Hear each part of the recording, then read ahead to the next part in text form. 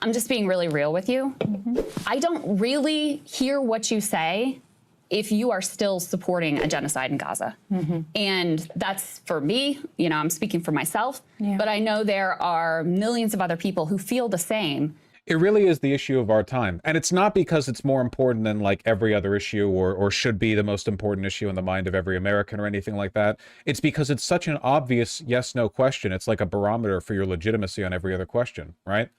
It wouldn't matter whether or not the death toll was 500, or 500,000 right now. It is such a straightforward yes and no answer. If you support what Israel's doing, then you're in crazy land. Like it's just the clearest, like, does the compass point north issue possible, and the majority of American politicians fail on it. Just straight off the bat, you know? The online world is extremely focused on this, but that doesn't always represent the majority. And I think if I can push back, like if we're out on the road every day in Michigan when I'm there. In some communities, that issue is the #1 issue, 100%. And like, didn't some polling just come out saying that the number of Americans who support Israel is down to only 40%, and within the Democratic Party, it's some insane number, like 10% of Democrats support Israel? Oh wow, yeah, here we go. 32% in U.S. back Israel's military action. Only 32%. Only 32% support Israel's military action. Not Democrats. That's across the board. That is crazy. This just starts back on November 2023. Still way too much? Sure. Republican support has gone upwards. Democrat all the way down to 8%. Independents, 25%. Jesus. 8%. 8% support. Most every Democrat up there on Capitol Hill is laying their life down on the line to defend Israel. 8% support from the party. Why do Republicans care about Israel? They like it when brown people die, and Trump is currently the president. Unfavorable view of Benjamin Netanyahu. Skyrocketing. This is a good interview. Are you going to join Senator Angus King, Senator Bernie Sanders in saying no more aid to this country that is committing war crimes against innocent civilians? She really is the, I think, like the arch evil or the final boss on this, because in my opinion, her support for Israel is motivated by pure realpolitik. There is no, she's not a Zionist, not ideologically, in my opinion. She doesn't have any moral involvement. She might even find Israel's actions genuinely detestable, but it's not what motivates her behavior. Her behavior is purely like American empire. Our contracts, our financial relationship, our standing. It would fit with her background. Slotkin is a Zionist? Ideologically, I'm not so sure. Obviously, in practice, she is, but I think it's a means to a greater end. She's not like Biden, you know? I think that to her, this whole business is just a way of projecting American power. So does she think Israel is a big strategic advantage in the area? Yeah, of course.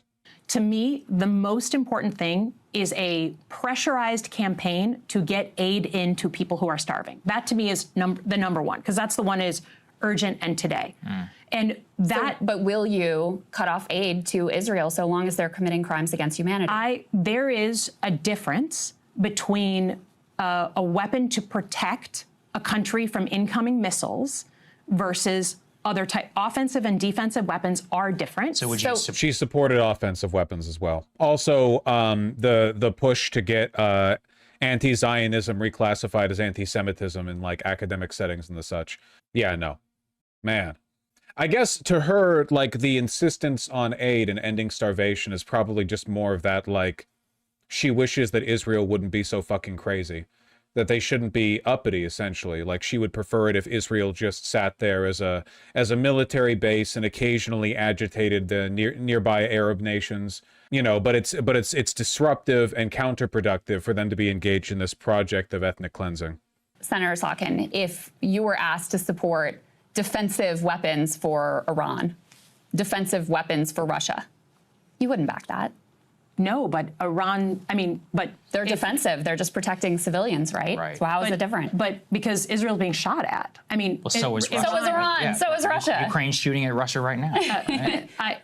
I'm sorry. This is the difference between allies, partners, and adversaries. Why is it an ally then? What are they doing right now, which makes it an ally? I think allied relationships, just like Lithuania right now, like an allied relationship or a partner relationship is a long-standing relationship of information sharing and diplomacy.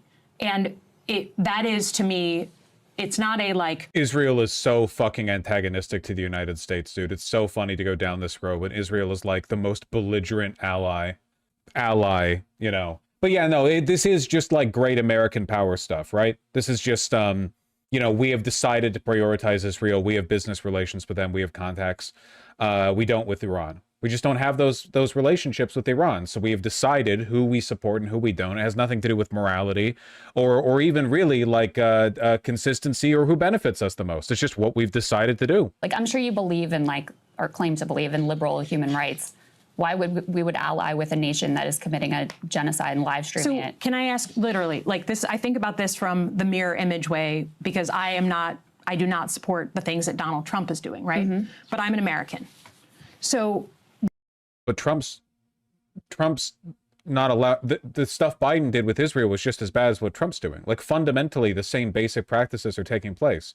The incursions into the West Bank settlements, the crackdown, the illegal expansions, the starvation, the deprivation of aid, like every, I mean, more time has passed, but it's still the same stuff. I think the point I was trying to make is it's not just about, like, we have relationships with nations over time, regardless of who their leaders are. We have really tough moments. We have... Dude, right on the money. Yeah. To her, Israel is like a long-term realpolitik investment that has basically nothing to do with what Netanyahu's doing right now. It has nothing to do with Zionism. It's purely like it's an extension financially and militarily of American power. You know, like this business right now with Netanyahu is embarrassing and a distraction from what she thinks Israel can and should be, but she can't risk calling it explicitly a genocide or you know, anything too you know, she can't condemn it too aggressively, because if she does, that kind of suggests she has a moral obligation to oppose the state, which she doesn't want to do. You know, she might speak against Netanyahu or any individual thing that Netanyahu or his cabinet are doing right now, but against the state of Israel is just a abstract idea. It's a concept that she thinks serves us and our interests. And you have not condemned Randy Fine, who said that Gazans should, quote, starve away, who floated that the Gaza Strip should be nuked, who called Ilhan Omar and Rashida Tlaib and Soran as well, called them Muslim terrorists. Where is the concern over him? I have no problem condemning Randy Fine, who I don't know. I'm sorry, I don't know who that person is. I have no... All right, lady, I understand you're doing the Michiganer small town such and such bit, but you work at the Capitol building? Like, come on. You forgore? Problem condemning someone who talks like that. Senator, we have to ask your last question because your staff is telling us. Do you think AIPAC should register as a foreign lobby? I don't know the answer to that. Remarkable how much striking moral clarity she manages to summon when talking about the kitchen table issues that affect us all. And yet when it comes to anything involving Israel, all of a sudden it's a whole bunch of confusion and I don't know and I ain't thought about it and so on. Remarkable, really.